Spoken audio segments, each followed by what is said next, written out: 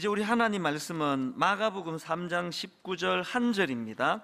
마가복음 3장 19절 한 절이니까요, 다 자리에서 일어나셔서 두 번 반복해서 이제 읽도록 하겠습니다. 마가복음 3장 19절 같이 읽겠습니다.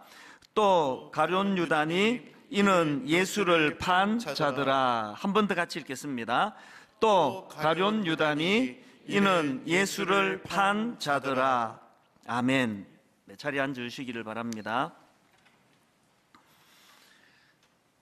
지금 우리는 예수님의 12제자에 대해서 살펴보고 있는데요, 그 명단이 쭉 열거되고 있는 이 구절들 중에서 첫 주에는 16절 한 절을 가지고 베드로에 대해서 살펴보았고요, 또 그 다음 주간 둘째 주에는 17절 말씀을 가지고 야고보와 요한에 대해서 살펴봤고요, 그리고 지난주에는 18절 말씀을 가지고 거기 나오는 여러 제자들 명단 중에서 맨 앞에 나오는 안드레에 대해서 살펴봤습니다. 이제 오늘은 그 예수님의 12제자 마지막 부분인데요, 마지막 19절 말씀을 중심으로 이 가룟 유다에 대해서 살펴보려고 합니다. 사실 이 절 구분은 저자인 마가가 한 게 아니고 후대에서 이제 편의상 이렇게 갈라놓은 그런 장과 절이지만, 이 절 따라 말씀에 그 의미를 부여하면서 말씀을 나누다 보니까 또 거기에 참 은혜가 임하는 것을 경험하게 됩니다. 그래서 오늘 이 19절 말씀은 이 한 말씀을 한 절을 가지고 함께 은혜를 나누려고 하는데요, 자 19절입니다. 또 가룟 유다니 이는 예수를 판 자더라. 저는 이 19절을 읽다가 그 중학교 영어 수업 시간에 생각이 불쑥 떠올랐는데요, 이게 몇 학년 때였는지 기억이 잘 안 나는데, 그 영어 선생님께서 이제 두 단어를 비교하면서 이 famous라는 단어하고 또 notorious라는 이 두 단어를 가지고 공통점과 차이점을 설명을 하시는 겁니다. 이 famous는 이 긍정적인 차원에서 유명하다 이런 뜻을 가진 단어고, 또 notorious는 똑같은 그 유명하게 알려진 것을 설명하는 단어지만 이거는 부정적인 차원에서 이건 악명 높다 이런 뜻으로 쓰인 단어다.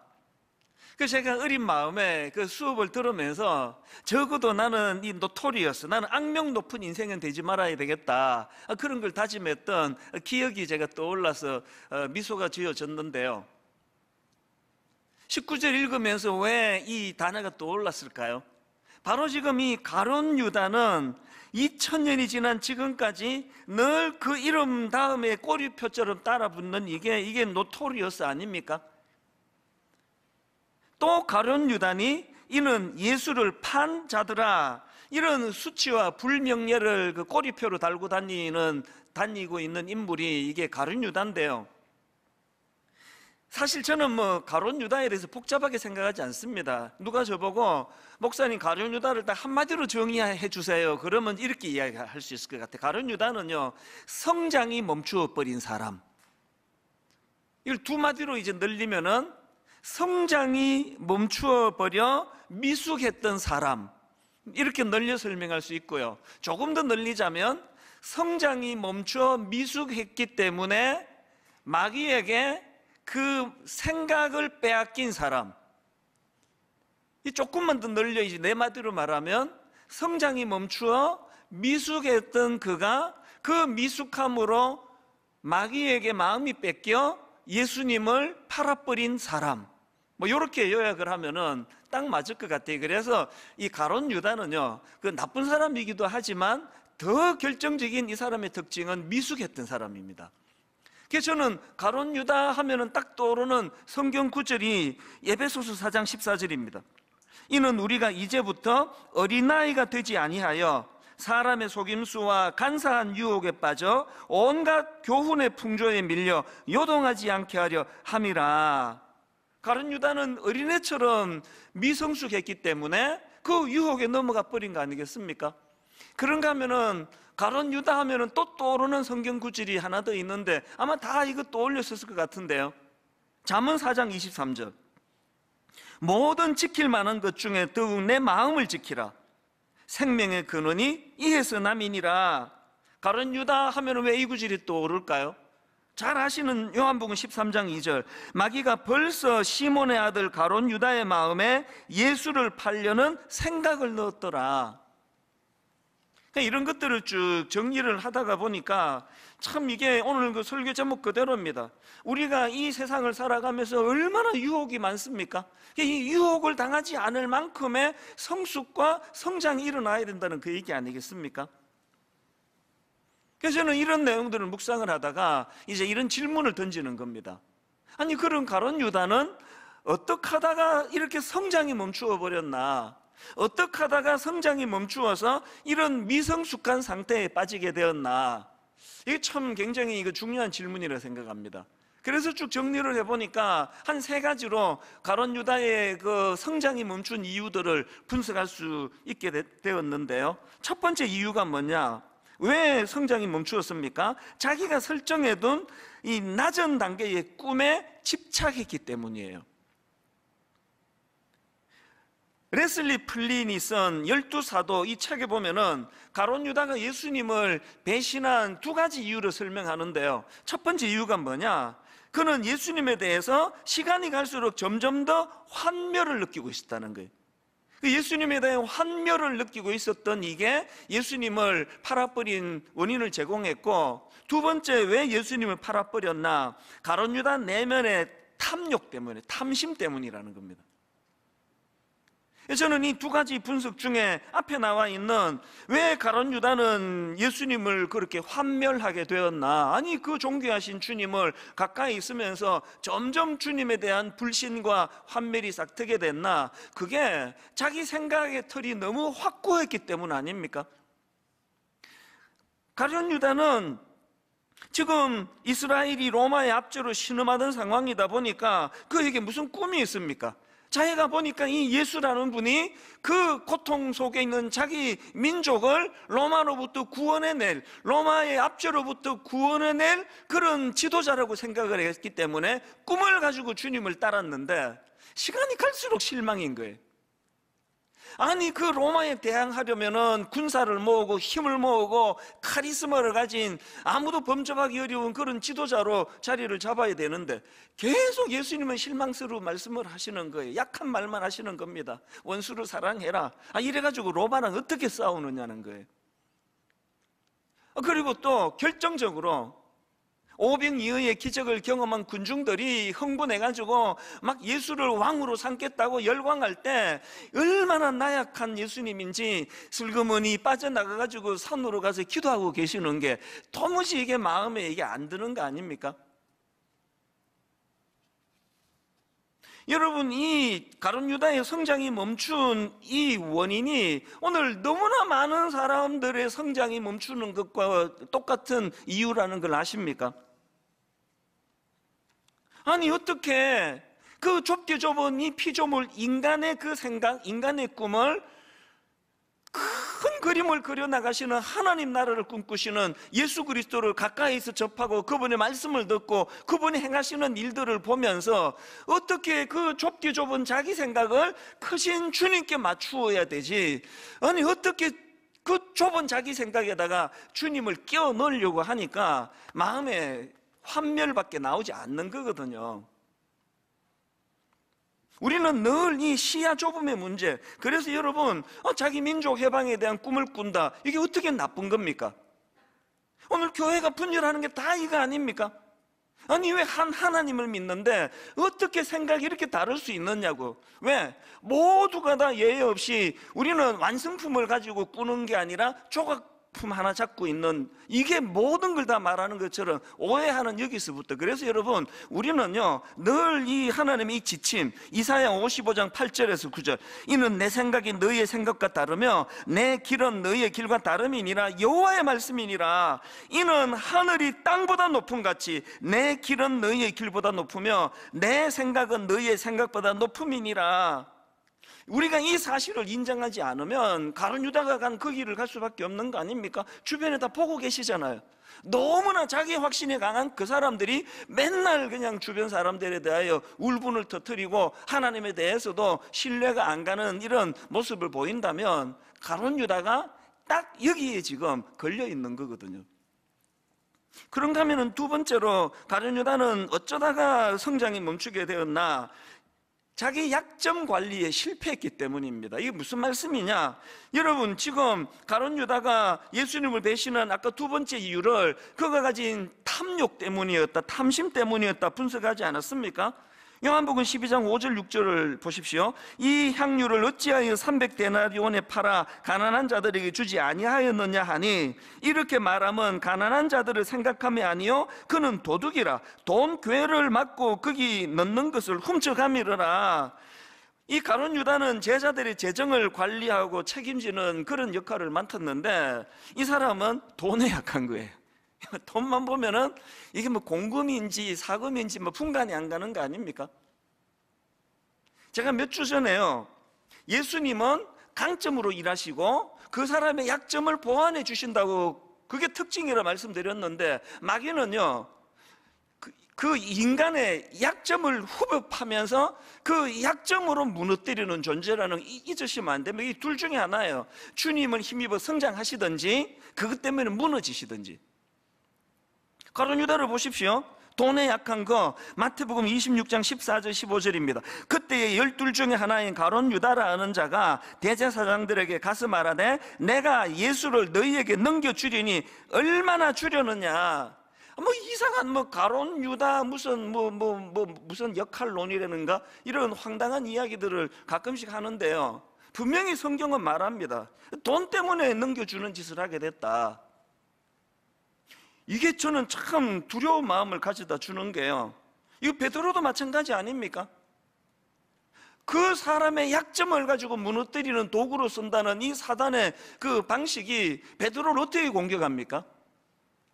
이 베드로는 깊이 생각하지 않고 뭐든지 자신 있다고 뻥뻥 그냥 큰 소리를 치고, 그리고 큰 소리 쳐놓고도 그에 대하여 아무런 대비도 하지 않는 이런 허술한 면을 갖고 있는데, 정확하게 그것을 가지고 공격하잖아요. 베드로같이 의리 있는 사람한테 돈으로 유혹 안 합니다. 그 마귀가 얼마나 고단수 전략적인데요.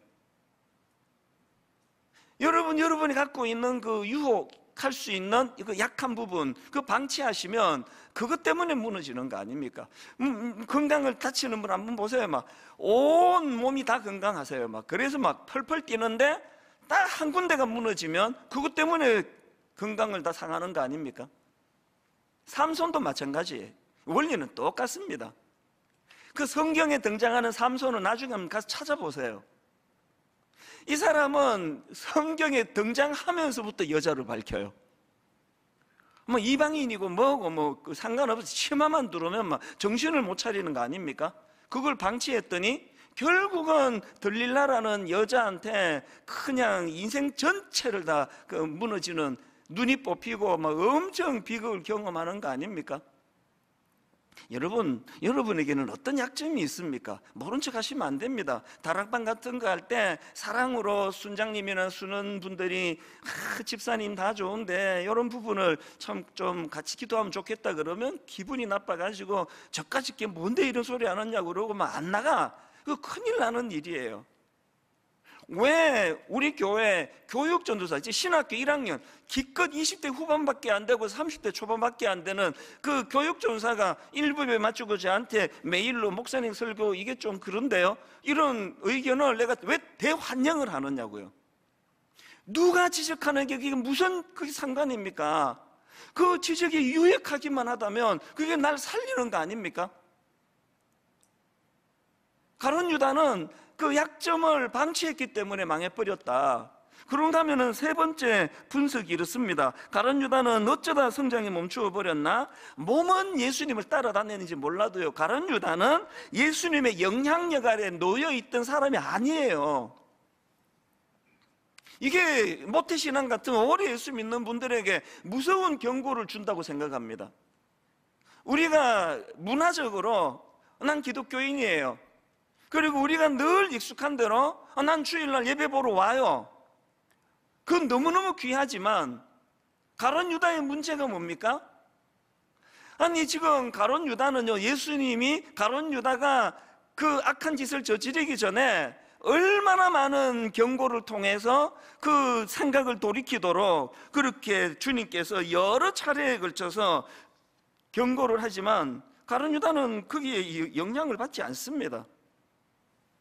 김기현 목사님이 가룟 유다 딜레마 이런 제목의 책을 썼는데요, 가룟 유다는 예수님에 대한 호칭에 문제가 있었다. 이 굉장히 제가 흥미롭게 본 그 내용입니다. 자, 마태복음 26장 22절입니다. 그들이 몹시 근심하여 각각 여짜오되 주여 나는 아니지요. 자, 이 말씀의 배경이 어떤가 하면은요, 여기 나오는 그들은 예수님의 제자들이에요. 바로 그 앞에서 예수님이 청천벽력 같은 말씀을 하시거든요. 너희들 중에 나를 팔 자가 있을 것이다. 그랬더니 막 모든 제자들이 놀라가지고 저는 아니죠, 저는 아닌데요, 막 이런 이야기도 하는 분위기예요. 그런데 여기 보니까 모든 제자들이 지금 주님 어떻게 부르냐, 주여 주여 나는 아니지요. 그 지금 주님이라고 부르거든요. 근데 유독 가룟 유다만이 25절을 보십시오. 예수를 파는 유다가 대답하여 이르되 랍비여 나는 아니지요. 그 가룟 유다가 예수님을 팔아버릴 때도 같은 호칭을 씁니다. 49절 곧 예수께 나와 랍비여 안녕하시옵니까? 이 차이를 아시겠습니까? 여러분, 가룟 유다는요, 예수님을 주님으로 섬긴 것이 아니라 학식 높은 선생으로 섬겼다는 거예요. 이게 왜 중요한 문제를 가져다 주느냐? 자, 빌립보서 2장 9절부터 11절입니다. 이름으로 하나님이 그를 지극히 높여 모든 이름 위에 뛰어난 이름을 주사 하늘에 있는 자들과 땅에 있는 자들과 땅 아래에 있는 자들로 모든 무릎을 예수의 이름에 꿇게 하시고, 그 다음 보세요. 모든 입으로 예수 그리스도를 주라 시인하여. 여기 나오는 그 주라 시인하여, 이건 그리스도의 주재권, 영어로 말하면 로드십을 말하는 거예요. 뭘 의미하느냐? 우리가 예수님을 주님이라고 부르는 그 고백 속에는 그분의 주재권을 인정하는 신앙 고백이 담겨 있는 표현이라는 거예요. 아셨죠? 여러분이 기도할 때나 그 묵상할 때 주님이라고 할 때마다 항상 이 생각을 해야 돼요. 내가 예수 그리스도를 주님이라고 부르는 그 고백 속에는 예수 그리스도가 내 인생의 주인이 되시며 나의 전인격과 내 전 생애를 나는 그분께 맡겨드리겠다는 이 고백이 내포되어 있는 게 주님이에요. 그런데 가룟 유다는 예수님을 자기 인생의 주인이 아니라 랍비, 참 두려운 건요, 오늘 교회를 다니는 분들이 딱 두 종류로 나누어진다는 거예요. 예수 그리스도를 주님으로 모시는 분이 계시고요, 예수 그리스도를 선생으로 모시는 분이 계세요. 그래도 4대 성인 중에 하나 아니냐, 그 훌륭한 분이지, 사랑이 많으신 분이지. 여러분, 아무리 오래 교회를 다니셨어도요, 예수 그리스도가 전인격적인 내 인생을 주관하시는 그 로드십, 내 주님의 주권을 인정해 드리지 않는 신앙생활은 성장이 없습니다. 기왕에 여러분 교회를 다니시고 교회를 와서 예배를 드리시는데 예수 그리스도가 여러분 인생의 주님이 되시기를 바랍니다. 이렇게 세 가지 이유 때문에 가룟 유다는 성장이 멈춰버렸고요, 그 미숙한 성장이 멈춰버린 그 상태를 마귀가 유혹을 했고, 그 유혹에 넘어가 버려 주님을 팔아버린 인생이 그 가룟 유다다. 이런 분석이 이것도 필요하겠지만요, 우리가 지금 가룟 유다에 대해서 살펴보고자 하는 거는 아이고 그 인간이 그게 아주 부실한 인간일세, 그러려고 우리가 말씀 보는 거 아니고요, 우리 안에 있는 이 가룟 유다와 같은 요소들, 이 가룟 유다 성이 우리 안에 있는 거예요. 저는 이 세 가지를 분석하면서 섬뜩섬뜩한 게 다 갖고 있거든요. 제 안에 이 세 가지 요소가 다 있기 때문에 이 가룟 유다를 분석하는 것으로 끝내지 않고 오늘 말씀에 진짜 중요한 건 지금부터예요. 그럼 어떻게 하면은 이런 죄성을 가진 우리가 가룟 유다가 넘어갔던 그 비참한 길로 빠지지 않을 수 있을까? 그 대안을 제가 두 가지로 정리를 좀 해드리려고 하는데요, 첫 번째 대안이 뭐냐? 이 두 단계로 제가 설명을 드릴 수 있는데, 첫 번째 단계가 뭐냐? 회개입니다. 회개. 이 회개를 통한 주님과의 관계 회복이 필요하다는 겁니다. 계속 강조하지만 가룟 유다가 용서받지 못할 악한 짓을 해서 망한 게 아니고요, 가룟 유다는 그 삶 자체가 주님과 상관없는 사람이었기 때문에 망한 케이스입니다. 조금 전에도 말씀드렸잖아요. 예수님이 가룟 유다가 이런 짓을 저지르기 전에 수없이 많은 경고를 통해 그것을 돌이키기를 원했는데, 가룟 유다는 예수님의 말씀에 영향을 받은 사람이 아니에요. 더 치명적인 건 뭐냐? 그 경고를 무시해서 결국은 그런 어리석은 주님을 팔아버리는 자리에 빠졌는데, 수습하는 걸 보세요. 수습을. 양심이 있었대요. 이러면 안 된다는 거, 스승을 이렇게 팔아버리면 안 된다는 거. 그래서 그 아주 양심적으로 자살을 했다고 나와 있지만, 여기에 가룟 유다의 그 정체성이 나타나는 겁니다. 가룟 유다가 굉장히 그 후회하고 양심적으로 처리한 것 같지만, 주님의 기준으로 보면 얘는 끝까지 지 하고 싶은 대로 하고 끝내는구나, 그거 아닙니까? 끝까지 나랑 상관없이 지멋대로 지 생각대로 하고 수습을 하는구나. 이게 베드로와의 결정적인 차이 아닙니까? 박순영 목사님이 그리스도 예수의 마음을 품어라, 이런 책을 썼는데, 거기서 베드로와 가룟 유다의 결정적인 차이를 너무 잘 설명했더라고요. 한번 들어보세요. 베드로는 예수님을 3번이나 저주하고 부인했지만 결국 회개하여 주님께 돌이켰습니다. 하지만 가룟 유다는 자신의 잘못을 후회하는 데 그쳤습니다. 유다는 진정한 회개를 하는 것이 훨씬 더 어려웠던 반면, 베드로는 죄된 상태에서 돌이키지 않는 것이 더 힘들었던 것입니다. 이 차이를 한번 잘 들어보세요. 가룟 유다는 진정한 회개하는 것이 훨씬 더 어려웠고, 베드로는 회개하지 않는 것, 그 죄된 상태에서 돌이키지 않는 게 더 힘들었다. 그러면서 그 이유를 이렇게 설명했습니다. 이처럼 그리스도의 몸된 교회에 속한 지체들은 회개하지 않는 것이 더 어렵습니다. 왜냐하니까 그들에게는 거룩한 영, 곧 성령 하나님이 함께 하시기 때문입니다. 너무나 잘된 설명이라 생각해요. 여러분, 회개가 뭘 의미하는지 아십니까? 회개는요, 내가 예수님과 상관이 있다는 것을 말해주는 도구고요, 회개는요, 내 안에 성령님이 계시다는 것을 증명하는 도구예요. 가룟 유다가 그 악한 행위로 망한 게 아니라 그 안에 성령이 계시지 않아요. 우리말로 하자면, 우리식으로 하자면 그냥 후회하는 거, 후회. 사도행전 2장에서 베드로가 설교 한 번으로 막 3,000명을 회개시키고 막 놀라운 역사가 일어났습니다. 제 생애에 이런 날이 한 번이라도 올까요? 너무너무 부러운 일이 일어났습니다. 그 베드로의 설교를 듣고는 너무나 많은 사람들이 고통하면서, 사도행전 2장 37절을 보십시오. 그들이 이 말을 듣고 마음에 찔려 베드로와 다른 사도들에게 물어 이르되, 형제들아, 우리가 어찌할꼬? 이런 탄식이 나오니까 베드로가 어떤 대안을 제시하고 뭘 요구하느냐? 38절입니다. 베드로가 이르되 너희가 회개하여. 여러분, 왜 말씀 듣고 마음에 찔려하는 사람들을 향하여 회개를 촉구합니까? 왜 그렇습니까? 회개는 하나님의 사람이 되는, 하나님과 관계를 맺는 첫 관문이기 때문에 그렇습니다. 회개는요, 이제 내가 하나님의 영향력 아래로 들어가겠습니다, 이 고백을 하는 행위예요. 그래서 그 로이드 존스 목사님이 회개라는 책을 이제 저술을 했는데 그렇게 두껍지 않습니다.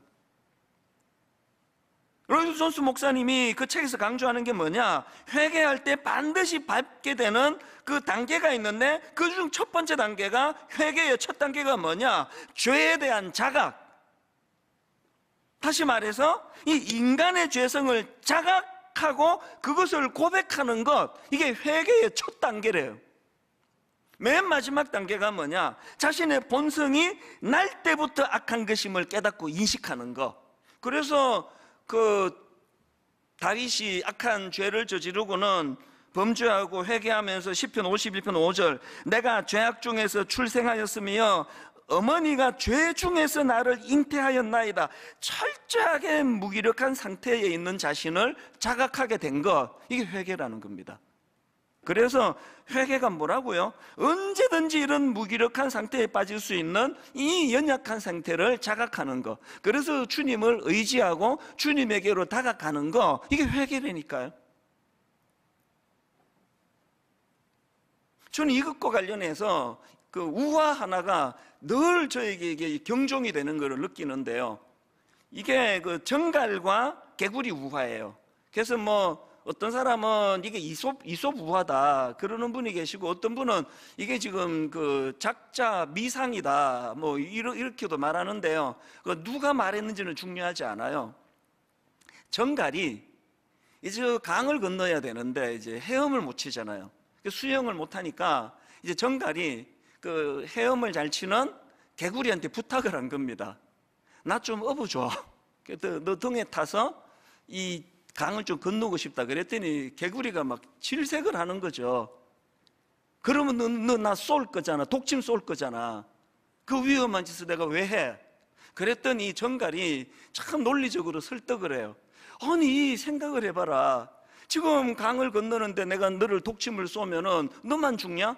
그 나도 죽는 거 아니냐? 물에 빠져. 그런 바보 같은 짓을 왜 하겠느냐? 이 개구리가 그 말에 그냥 혹 넘어간 겁니다. 듣고 보니까 그러네? 타라. 그래서 이제 정갈을 태우고 한참 이제 강을 건너는데 뭔가 뜨끈뜨끈해지더니 마비가 오더니 이게 독침을 쏜 거예요. 그리고 둘 다 죽었습니다, 결과. 이 개구리가 죽어가면서 너무나 분노에 차가지고 소리를 지른 겁니다. 도대체 왜 이런 짓을 했느냐? 왜 날 찔러서 둘 다 죽게 만드는 거냐고. 그랬더니요, 정갈이 죽어가면서 던진 그 한마디가 저에게 뼈에 새기는 경고예요. 이런 말을 해서 정갈이 왜 날 찔러서 둘 다 죽게 만드는 거냐고. 그랬더니 정갈이 하는 말이 어쩌겠니? 이게 내 본능인걸. 강 건너기 전에는 굳게 마음 먹었죠. 안 쏘려고. 또 쏘면 자기도 죽는 걸 알기 때문에. 정갈은 뭘 몰랐습니까? 그거를 통제할 힘이 자기에게 없다는 걸 몰랐던 거 아닙니까? 그래서 어쩌겠니? 이것이 내 본능인걸.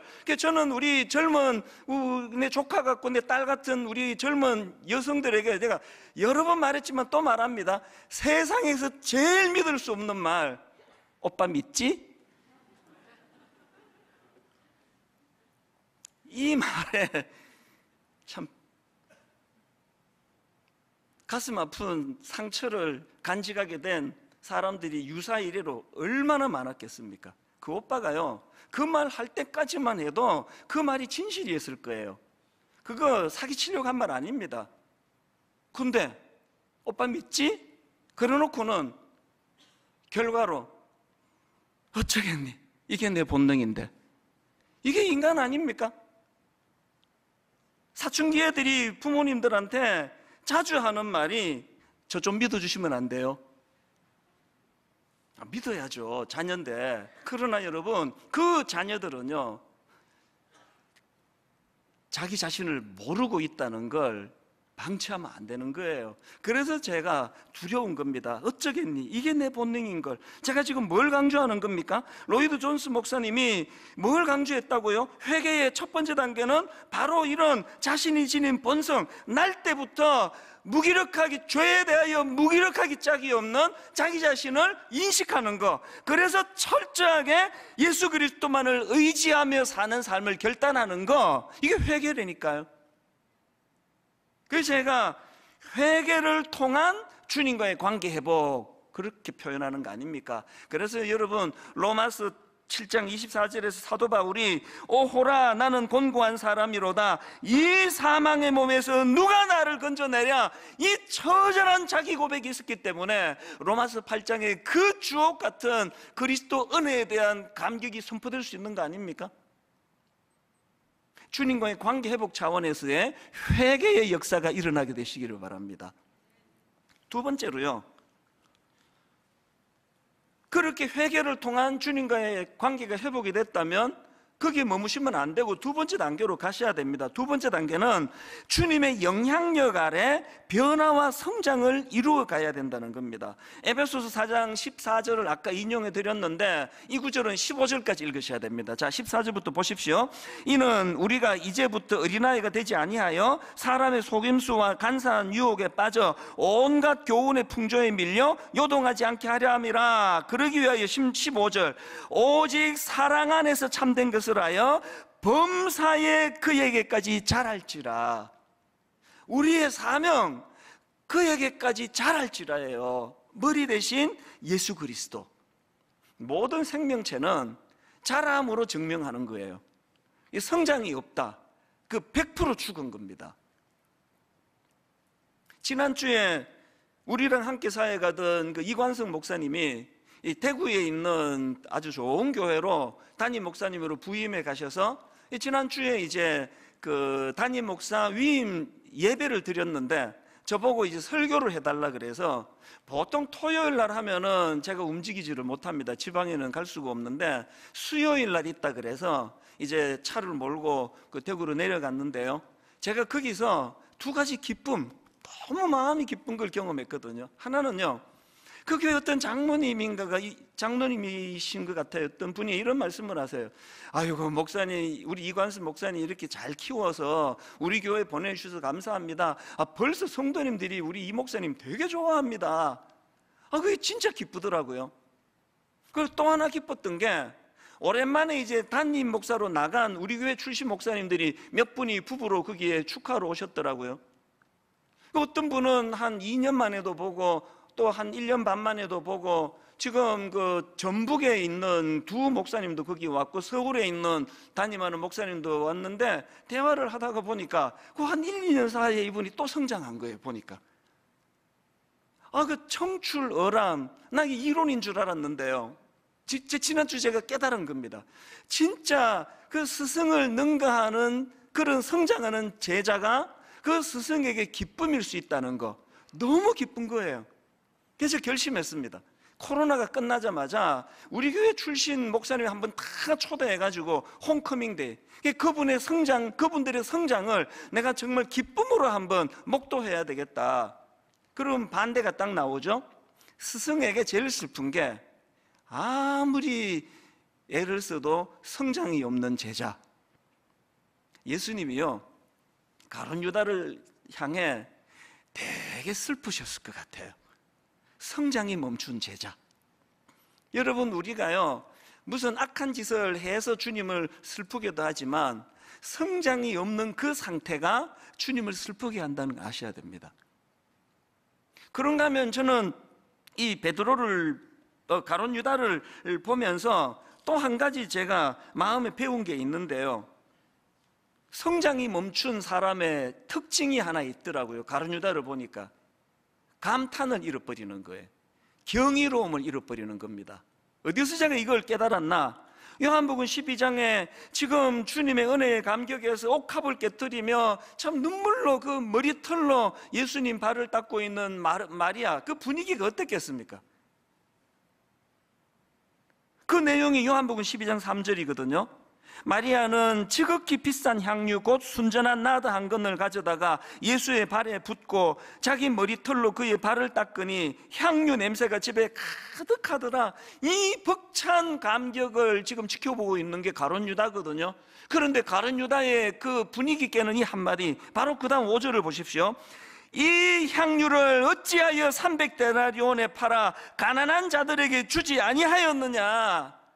이게 뭐 그냥 이게 좀 그 물질에 약한 그 자기 엄중한 어떤 본능을 드러낸 거라고 그렇게 성경이 말하지만, 저는 다 다른 거 차치하고요, 감격을 잃어버린 인생. 지금 그 여인이 오죽했으면 모든 에너지를 그 주님을 그 감사를 표현한 여기에 지금 감격으로 눈물로 지금 그렇게 헌신하고 있는 그 자리에서, 이게 어떻게 보면 꼭 AI 컴퓨터 같아요. 냉정한 인간. 예수 잘 믿는다고 하는 사람 중에 이런 감정을 잃어버린 분들을 가끔씩 봐요. 그러면 마음이 참 슬픕니다.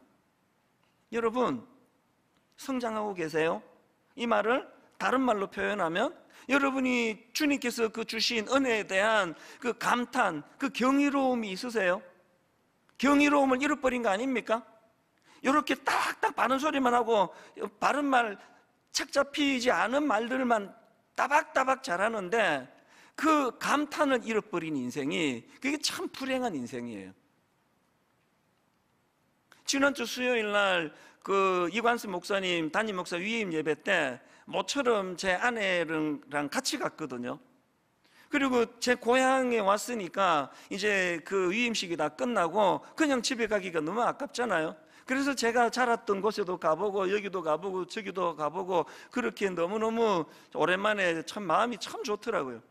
그렇게 하고 이제 다시 이제 분당으로 가려고 고속도로 쪽으로 가다가 보니까 일부러 간 것도 아닌데 제가 자란 동네를 지나가게 된 겁니다. 근데 깜짝 놀랐던 게 내 모교의 종탑이 보이는 거예요. 운전하다가 제 아내 보고 저 내 모교회다, 모교회, 저 종탑이, 내 모교회인데 내가 이 동네에서 내가 이 내 무대라고 막 그러면서 그 다음에 내가 무슨 이야기를 한지 아십니까? 제 모교회가 원래 이름이 성박교회예요. 교회가 벌써 이게 변두리 외곽이라는 느낌을 주지 않습니까? 참 가난한 분들이 많았고요. 그 중에도 저는 별로 뭐 희망이 없고 꿈도 별로 없고 그저 뭐 그냥 평범하게 짝이 없던. 그래서 제가 그날 차 안에서 너무너무 마음에 감탄이 일어나가지고 무슨 이야기를 했는지 아십니까? 저 어린 시절에 그 가난했던 또 아무런 꿈도 없던 나를 생각하면 이후에 내가 주님을 인격적으로 만나서 내가 걸어간 이 길 자체가 이게 기적이다. 이게 홍해가 이게 내 안에서 이게 12번도 더 갈라진 거거든요. 운전하고 가는데 마음에 막 감격이 일어나는 겁니다. 너무 감사한 거예요. 이 동네에서 아무런 꿈 없이 자라던 별 희망도 없어 보이던 초등학교 6년, 중고등학교 6년, 12년 동안 담임 선생님에게 단 한 번도 주목받아 본 적이 없는 참 미미한 성박교회 다니던 어린 이찬수라는 사람이 주님의 손에 붙잡혀 갈수록 더 기쁘고 갈수록 더 윤택한 인생으로 만들어주신 이 감탄이 너무너무 기쁘게 올라오는 게, 제가 마지막으로 이제 고속도로 들어가면서 여보 또 오자, 또 왔으면 좋겠다. 결론을 이렇게 맺습니다. 여러분, 저는 여러분이 이 유혹당하지 않을 만큼의 성장이 계속되었으면 좋겠습니다. 그 성장이 되고 있다는 증거 중에 하나가 해주신 일들에 대한 감탄이에요. 그 가룟 유다를 한번 상상해 보세요. 세상에 예수 그리스도로 말미암아 죽은 생명이 살아나는 그 현장에서도 자기랑 생각이 다르다는 것 때문에 냉랭하게 바라보는 그 모습을 상상할 수 있지 않습니까? 오병이어의 기적을 통하여 수많은 사람을 먹이는 그 놀라운 현장에서도 그 감탄, 경이로움이 생겨나지 않는 인생이라면, 밤새 고생하던 자기들을 주님 찾아오셔서 풍랑아 잠잠하라, 그 놀라운 역사를 통하여 풍랑을 잠잠케 하시는 그 사건을 감탄으로 보지 못하는 거, 이거 비극 아닙니까? 오늘 여러분 안에 이 감탄이 있습니까? 분석은 잘 하시는데요, 가룟 유다처럼 교회가 말이야 이게 문제고, 순장은 저게 문제고, 순원은 이게 문제고, 분석은 잘 하시는데 감탄은 잃어버렸다. 성장이 멈춰 있다는 뜻입니다. 오늘 저는 결론으로 이 찬양을 드리기 원하는데요, 527장, 저는 여기 나오는 3절 가사, 어서 돌아오, 어서 돌아만 오, 채찍 맞아 아파도 주님의 손으로 때리시고 어루만져 위로해 주시는, 저는 이 가사가 너무너무 눈물나게 좋아요. 징계를 받잖아요, 아프잖아요. 그건 주님이 날 사랑하신다는 뜻이에요. 때리시고 또 어루만져 위로해 주셔서 우리 주님 넓은 품으로 인도해 주시는 그 주님, 여기에 순종한 사람이 베드로고 여기에 불순종하고 멋대로 마무리한 인생이 가룟 유다입니다. 가룟 유다랑 베드로가 참 허물 많은 공통점이 있다 할지라도 이 주님의 부르심에 참 귀를 열고 반응하는 베드로의 길을 걸어가는 그런 저와 여러분 되시기를 바랍니다. 우리 같이 찬양 한번 불러보기 원합니다. 어서 돌아오, 어서 돌아오, 어서 돌아만 오오. 지은 죄가 아무리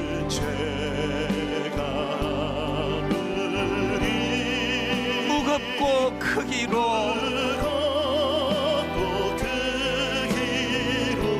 주 어찌 못 담당하고 못 받으시리요. 여러분이 주님의 마음을 아십니까? 우리 주의 넓은 가슴은 하늘보다 넓고 넓어. 우리 3절을 이렇게 노래합니다. 어서 돌아오,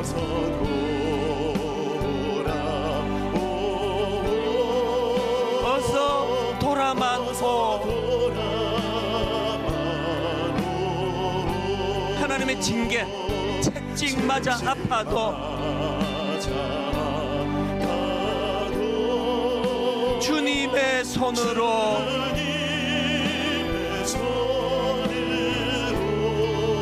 때리시고 어루만져 위로해 주시는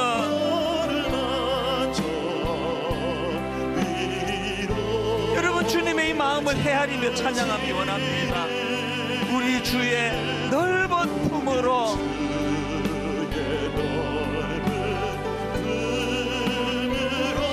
어서 돌아오, 어서.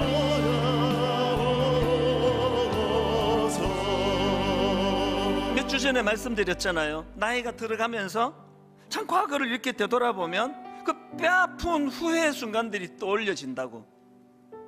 그때 내가 왜 용서의 손을 내밀지 못했을까? 그래서 관계를 깨트려 버렸을까? 지금 경제적으로 어려우신 많은 분들이 어떻게 이렇게 미련하게 내가 판단을 잘못해서 이렇게 됐을까? 어떤 죄의 자리에 유혹에 넘어가 참 어떻게 내가 이런 어리석은 짓을 저지르게 됐을까? 돌이킬 수는 없지만 여전히 희망이 있습니다. 어떻게 해요? 그 아픔을 회개를 통해 주님과의 관계회복의 자리로 나아가는 베드로의 길로 가시면 돼요. 일처리 수습마저도 가룟 유다는 저 하고 싶은 대로 했잖아요. 그냥 자기 방식대로 처리했잖아요. 저는 이 가룟 유다를 묵상하면서 오히려 은혜에 대한 감격으로 울컥울컥 눈물을 눈가에 이슬이 맺힐 수밖에 없는 것이 신앙이라 생각합니다. 염치 불구하고 체면 불구하고 그저 주님께 들이미는 거예요. 어떡합니까? 주님 부인해 버렸는데. 그래도 저는 주님을 여전히 사랑합니다. 여전히 사랑하고 있는 것 주님 아시지 않습니까? 우리는 베드로의 마음을 담아서 우리 한 번 더 이 찬양, 그 주님의 마음을 헤아리며 그렇게 나아가기 원합니다. 어서 돌아오, 어서 돌아만 오, 어서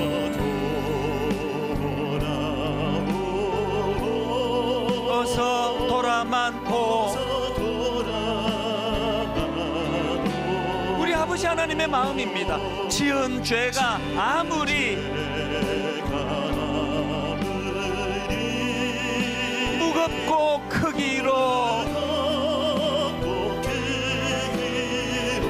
주 어찌 못 담당하고 못 받으시리요. 우리를 향하신 아버지 하나님의 마음, 우리 주의 넓은 가슴은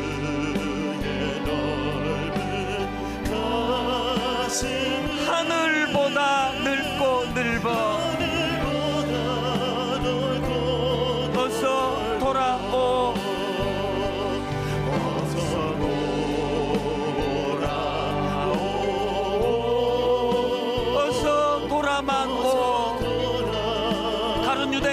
아니라 베드로의 길로 나아가기 원합니다.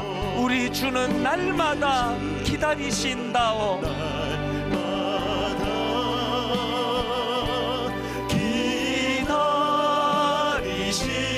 기다리신다오. 밤마다 문 열어놓고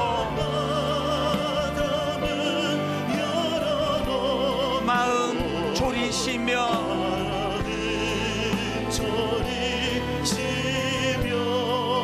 나간 자식 돌아오기만.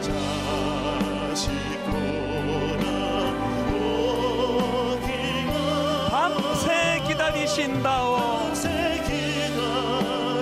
우리가 자리에서 일어나셔서 3절 이렇게 노래합니다. 어서 돌아오.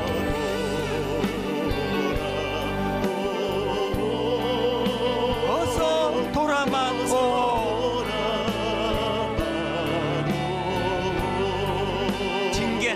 채찍 맞아 아파도 주님의 손으로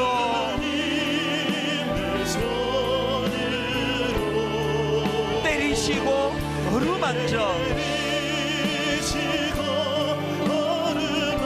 위로해 주시는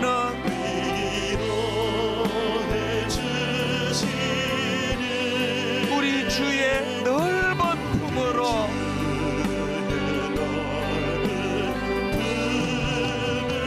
어서 돌아오.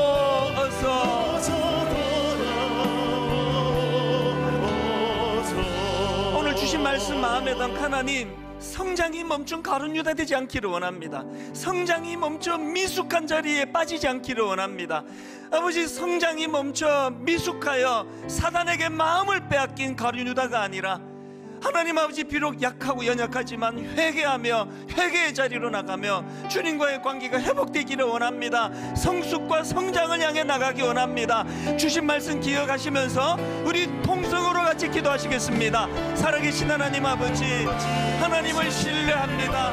하나님을 의지합니다. 하나님, 우리 모두는 다 가룟 유다와 같이 아버지, 내가 만든 이 생각의 틀, 내가 만든 이 생각의 틀에 갇혀 살아가는.